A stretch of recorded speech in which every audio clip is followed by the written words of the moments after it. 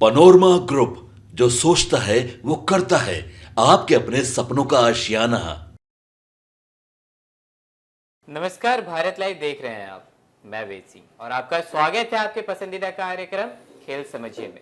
जब आप खेल समझिए देख रहे होंगे तो जो वोटिंग है वो शुरुआत हो चुकी होगी जी। तो जैसा कि आप सभी को पता है कि बिहार में दूसरे चरण की वोटिंग से पहले क्या लगता है कि जो जिस तरह से देखा जा रहा है कि कुशवाहा या मुसलमान या यादव या फिर सहनी, जिस तरह से चुनाव प्रचार प्रसार हुआ है, तो क्या लगता है कि वोटरों के मतलब मानसिकता में कुछ तब्दील हुई है या नहीं? इन्हीं सब तमाम मुद्दों पे आज हम बात करेंगे बाबा से। बाबा, क्या लगता है कि चुनाव प्रचार प्रसार तो लगभग खत्म हो गया, जो अभी कास्टिज्म पे जो वोटिंग मतलब जिस तरह से प्रचार प्रसार हो रहा था मुद्दों पे से हट के, तो इससे क्या कुछ फर्क पड़ेगा बाबा? चुनाव प्रचार प्रसार खत्म हो गया होगा? नहीं, चुनाव प्रचार प्रसार खत्म हो गया है। दूसरे चरण का हो चुका है, तीसरे चरण के लिए तैयारियां शुरू हो चुकी हैं। पहले चरण का वोटिंग हो चुका है, दूसरे चरण की वोटिंग जब ये खबर हम कर रहे हैं तो स्टार्ट हो चुकी है। इन सारे विषयों को लेकर के जो हम अभी बात करने के लिए आए हैं, हम लगातार इस बात को कर रहे हैं। और पिछले 24 घंटे में क्या कुछ बदला है जी, तो पिछले 24 घंटे में आपके भी मोबाइल पे और आप सभी जो देख रहे हैं उनके मोबाइल पे जी कई कॉल्स आए होंगे। मैं फलाना बोल रहा हूँ जी, आप हमें वोट दीजिए, हमें अधिक से अधिक मतों से भी जिताइए। जी। ये सब जगह टेलीफोन पर लोगों तक पहुंचने का एक रास्ता और जरिया अपनाया गया है। तो क्या ये रास्ता और भी तरीके से अपनाया गया है? क्या मेन टू मेन बात हुई है? क्या इन 24-48 घंटों में जब चुनाव प्रचार थमा उसके बाद से क्या कुछ हुआ है? कितना इन्फ्लुएंस कर पाए हैं? हम वो बात लेकर के आए हैं। जी बाबा, पूरे चुनाव प्रचार में जो दूसरे चरण का हुआ उसमें चुनाव प्रचार करने वालों में खास करके यादव, मुसलमान, कुशवाहा और सहनी, इन पर ज्यादा फोकस था। जी। बाकी लोग तो अपने रूटीन वर्क की तरह चल रहे थे, लेकिन इन पर विशेष फोकस था। कारण कि इनको ये माना जा रहा है कि ये वोट को इन्फ्लुएंस करने वाले समाज के लोग हैं। अगर मुसलमान कहीं खड़े हैं तो वो एक मुश्त वोट देते हैं, एक जगह उनका वोट जाता है तो वहां जीत हार का आंकड़ा बदलता है। यादव के बारे में भी वही कहा जाता है कि अगर 5 यादव को खड़ा कर दीजिए तो जो उसमें मजबूत यादव होगा या जो MY समीकरण का होगा उसके तरफ जाएगा।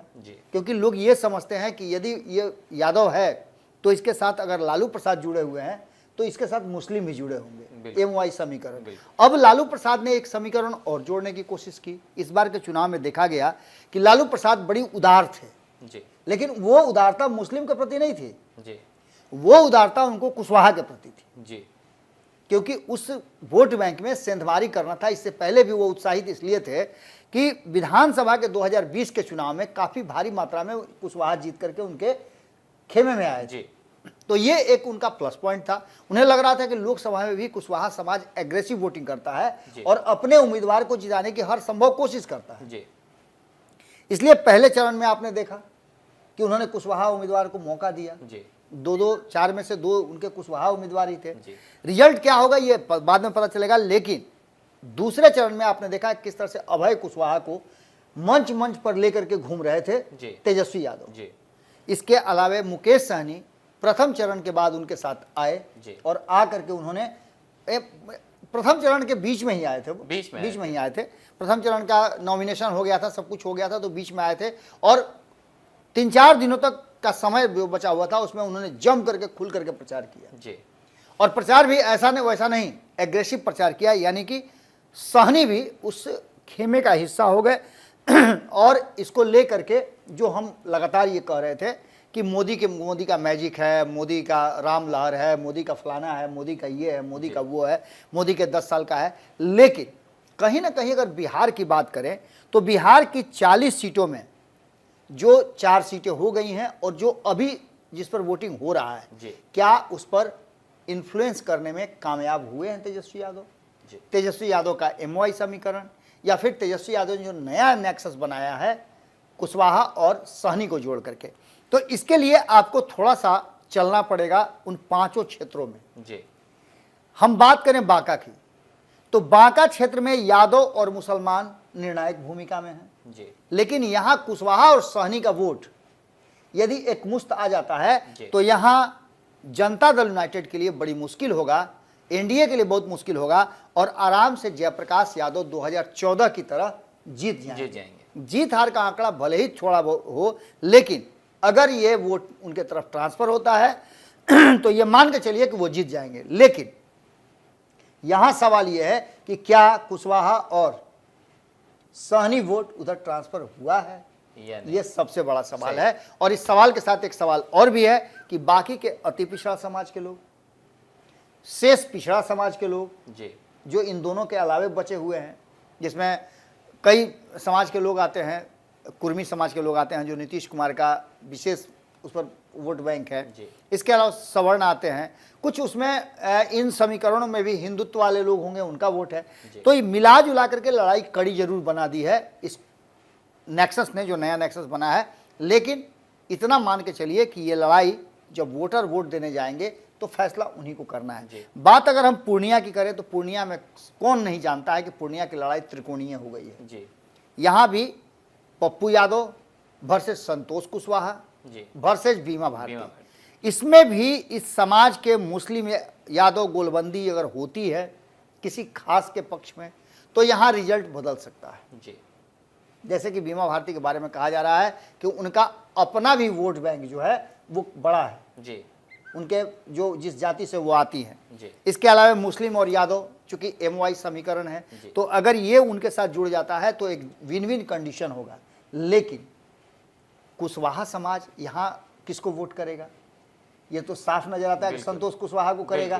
क्योंकि कुशवाहा समाज के लोगों को यदि आप एग्रेसिव वोटर मानते हैं, अपने जाति के प्रति उनका समर्पण रहता है, तो संतोष कुशवाहा से बेहतर उम्मीदवार कौन हो सकता है उनके लिए, तो उनका वोट वहां जाएगा। तो यहाँ वोट समीकरण टूटता हुआ नजर आ रहा है। सहनी समाज की बात करें तो उन पर भी पूरी तरह से, चूंकि मुकेश सहनी भी वहां प्रवास में थे तेजस्वी यादव के साथ, सहनी वोट भी वहां इन्फ्लुएंस करने वाला है। लेकिन इन सब के बावजूद जो वोटर हैं वो क्या सोचते हैं, क्या वोटर ये सोचते हैं कि पप्पू यादव यहाँ से कई बार जीत चुके हैं, Pappu Yadav ground to earth हैं, उनके साथ लगातार कनेक्शन में हैं, उनके दुख सुख में शामिल होते हैं, तो क्या ये आधार बनेगा।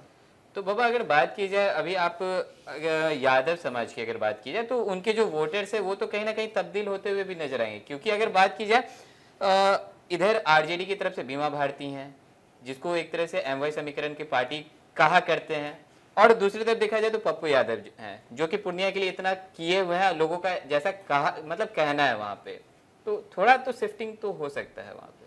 थोड़ा नहीं, आप सिंपल सी बात समझिए कि यहाँ दो ही धारा बहेगी जी। जो कोर वोटर हैं, जो आंख मूंद करके वोट करेंगे, वो तो MY समीकरण को सपोर्ट करेंगे, यानी बीमा भारती को सपोर्ट करेंगे। लेकिन जिस तरह से अलग अलग समाज के लोग, आपने देखा होगा कि जब हमारी टीम वहां सर्वे कर रही थी, आप लोग खुद गए थे वहां, तो आप लोगों ने जब लोगों से पूछा तो मुस्लिम समाज के लोग भी सपोर्ट कर रहे थे पप्पू यादव को, यादव समाज के लोग भी कह रहे थे। हमने तो यहाँ तक आपको बताया है, बिहार का पूरा रिपोर्ट हमने आपको दिया है कि जहाँ जहाँ यादवों की बहुलता है, अधिक संख्या है, वहाँ वहाँ के लोग इंतजार कर रहे हैं कि पप्पू यादव कब उनके पास आए और उनका स्वागत करें, क्योंकि उन्होंने एक बड़ा बीड़ा उठाया है, एक बड़ी लड़ाई लड़ रहे हैं। इसके अलावे आपने देखा कि चुनाव प्रचार थमने के बाद भी बहुत तरह की प्रक्रियाएं सामने आई। बीमा भारती के यहाँ से पैसा भी पकड़ा गया उनके यहाँ, तो पप्पू यादव को भी रोका गया, तो उनके पास भी सुना गया है कि कुछ पैसा मिला है, लेकिन इतना मात्रा में नहीं मिला है कि जिस पर उनको कोई किसी तरह का कोई कानूनी कार्रवाई की जा सके। इसके अलावा किशनगंज की बात करें तो यहाँ भी मुकाबला त्रिकोणीय है और यहाँ पूरी तरह से मुस्लिम वोटर जो हैं वो इन्फ्लुएंस करते हैं। अगर मुस्लिम वोटर के साथ यहाँ जो फैक्टर बना है वो फैक्टर है कि यदि कुशवाहा, सहनी और यादव मुसलमान के साथ खड़े हो जाते हैं, तब तो राष्ट्रीय जनता दल यानी कि कांग्रेस जो यहाँ है वो उसके माध्यम से राष्ट्रीय जनता दल का वोट उस पर शिफ्ट हो सकता है और मोहम्मद जावेद जीत सकते हैं। लेकिन ऐसा होता हुआ दूर दूर तक दिखाई नहीं दे रहा है अभी फिलहाल, क्योंकि यहाँ जो त्रिकोणीय मुकाबला हो गया है और तीनों हैं, और खास करके जो वहाँ के जो वर्तमान सांसद हैं मोहम्मद जावेद, उनको लेकर के भी संशय की स्थिति है। हालांकि वो लोगों के बीच में हैं, हमने देखा कि अच्छी खासी भीड़ भी थी, लेकिन परिणाम क्या होगा, क्या ये वोटर उधर शिफ्ट करेंगे या फिर ये वोटर हिंदुत्व के नाम पर JDU की तरफ शिफ्ट करेंगे, क्योंकि उनको लगता है कि नरेंद्र मोदी के लिए हम वोट कर रहे हैं, तो यहाँ जेडीयू का उम्मीदवार महत्वपूर्ण नहीं होता है, यहाँ महत्वपूर्ण हो जाते हैं नरेंद्र मोदी और उनका गारंटी। इसके अलावा अगर भागलपुर की बात करें तो यहाँ भी इस बार परिवर्तन की उम्मीद जताई जा रही है। बहुत ज़्यादा कॉन्फिडेंस में है तेजस्वी यादव। कांग्रेस के जो शीर्षस्थ नेता हैं, मल्लिकार्जुन खड़गे की बात कर लीजिए या फिर राहुल गांधी की बात कीजिए, तो वो भागलपुर में पहुंचे भी थे। उन्होंने अजीत शर्मा के लिए प्रचार भी किया, उनकी बेटी भी आकर के उनके लिए रोड शो की। ये सारी चीज़ें मिला जुला करके लगता है कि यहाँ अगर MOI समीकरण पर सहनी और कुशवाहा का तड़का लग जाए तो यहाँ राष्ट्रीय जनता दल के सपोर्ट से कांग्रेस यहाँ बड़ी लंबे समय के बाद, लगभग 40 वर्षों के से भी ऊपर के बाद, 4 दशक के बाद यहाँ अपना जो हाथ है वो बरकरार रख सकती है, यहाँ जीत सकती है। बात करें कटिहार की तो कटिहार में भी लगभग उसी तरह की स्थिति है।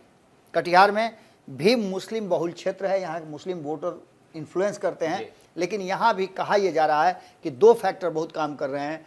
पहला तो ये कि इस कटिहार की धरती पर खुद चल करके शीर्षस्थ नेता भारतीय जनता पार्टी के आए, अमित शाह यहाँ आए और भी कई नेता यहाँ आए, लगातार यहाँ कैंप किया जा रहा है। और दूसरा सबसे महत्वपूर्ण बात कि कटिहार में दुलाल चंद गोस्वामी ने जो काम किया है पिछले 5 साल में, उससे काफ़ी लोग प्रभावित हैं। हमने एक सर्वे कराया था चुनाव से बहुत पहले, वो सर्वे रिपोर्ट भी पंचनामा पर और भारत लाइव पर आप देख सकते हैं। उस सर्वे रिपोर्ट में भी चाहे किसी भी जाति धर्म के लोग हों, उन्होंने बड़ी संतुष्टि जताया था दुलाल चंद गोस्वामी के लिए। वहीं उन्होंने तारिक अनवर की बात सुनकर, उनका नाम सुन करके नाक बहुत सिकोड़ा था कि वो तो एक बार जीत करके जाते हैं तो आते ही नहीं, 5 बार में उन्होंने क्या किया वो साफ आपके सामने नज़र आ रहा है कि जो कुछ भी हो रहा है पिछले 5 सालों में नज़र आ रहा है, चाहे पुल हो, पुलिया हो, सड़क हो या फिर जो विभिन्न समस्याएं आम दिनों में लोग झेल रहे हैं। तो ऐसी स्थिति में एक बात तो पक्का है कि जिन 5 सीटों पर चुनाव होना है, जो चल रहा है वर्तमान में, इस पर वोटर किस तरह से टर्नआउट होता है। वोटर की पिछले जो फर्स्ट फेज का जो इलेक्शन हुआ 102 सीटों का देश भर में और बिहार में 4 सीटों का, उसको लेकर के कहीं ना कहीं एक संशय की स्थिति जरूर बनी है। कम वोट हुए थे, इस बार भी गर्मी चूँकि अधिक है, ये भी एक कारण हो सकता है। दूसरा, शुक्रवार है, मुस्लिम बहुल क्षेत्र में चुनाव है, तो निश्चित रूप से कहीं ना कहीं अगर मुस्लिम समाज के लोग नमाज में और चीज़ों में अगर फंसे रह गए, व्यस्त रह गए, तो यहाँ भी वोट प्रतिशत घट सकता है। यानी मिला जुला करके आप एक बात कह सकते हैं, दूसरे चरण की वोटिंग से ठीक पहले जिस तरह से यादव और मुसलमान और कुशवाहा और सहनी का नेक्सस बना करके लालू प्रसाद और तेजस्वी यादव ने एक नया समीकरण गढ़ने का कोशिश किया है, वो कितना ज़्यादा प्रभावी होता है, क्या वोटर का मूड चेंज किया जा सकता है या किया जा चुका है, ये बातें हमें 4 तारीख को पता चलेगी, 4 जून को, जब परिणाम हमारे सामने होगा। लेकिन एक बात तय मान के चलिए कि कहीं ना कहीं दोनों ही खेमे ने अपने अपने हिसाब से तैयारी की है। लालू प्रसाद इस बार नया समीकरण गढ़े हैं जिसका नाम पहले से बाप कहा जा रहा था तेजस्वी यादव की तरफ, कि हमारी बाप की पार्टी है। हालांकि उन्होंने इसमें शामिल नहीं किया था। MOI समीकरण का नया नाम भी दिया गया है, जो पहले मुस्लिम और यादव था, अब मल्लाह और यादव दिया गया है। तो इसका मतलब है कि कहीं ना कहीं मुस्लिमों से मुंह भंग होना शुरू हो चुका है और कई मुस्लिम नेता हैं जो अभी हाल फिलहाल में छोड़ के गए हैं, उसका भी असर हो सकता है। देखना दिलचस्प होगा कि क्या लालू प्रसाद इसमें सफल हो पाए हैं या भारतीय जनता पार्टी की अगुवाई वाली NDA ने इस नेक्सस को तोड़ दिया है। तो जैसा कि अभी आपने सुना कि दूसरे चरण के चुनाव में किस तरह से यादव, मुसलमान, कुशवाहा और सहनी एक अहम फैक्टर हमारे सामने नजर आ सकते हैं। क्या लगता है कि जो वोटर्स है उनके मानसिकता में कुछ तब्दील हुई है या नहीं? तो और भी ऐसे तमाम खबरें देखते रहने के लिए आप जुड़े रहें भारत लाइव के साथ। धन्यवाद। पनोरमा ग्रुप, जो सोचता है वो करता है। अगर ये वीडियो पसंद आई और वह बिहार के राजनीति और बिहारियत से सरोकार रखेनी तो सब्सक्राइब बटन दबा के चैनल के सब्सक्राइब कर ली। ओजे एगो घंटी बा, ओकरा बटन दबा देला से कुल सटीक और मारक खबर रुआ मुफ्त में मिल जाई। अगर रुआ पत्रकारिता के हमनी के नया प्रयोग में सहयोग कर चाहतानी तो ज्वाइन बटन दबा दी। पेटीएम नंबर नोट कर ली 9386816700। धन्यवाद।